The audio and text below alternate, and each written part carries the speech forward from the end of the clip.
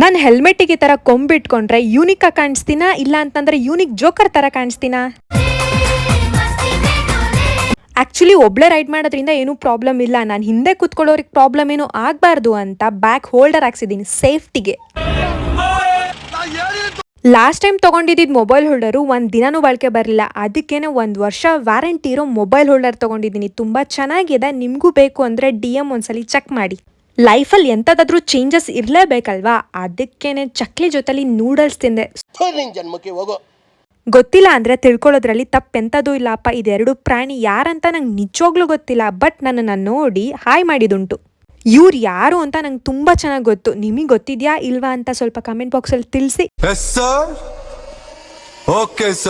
ಕಾಯುತ್ತಿರುವೆ ಬದಲಾಗುವ ಸಮಯದ ತಿರುವಿನಲ್ಲಿ.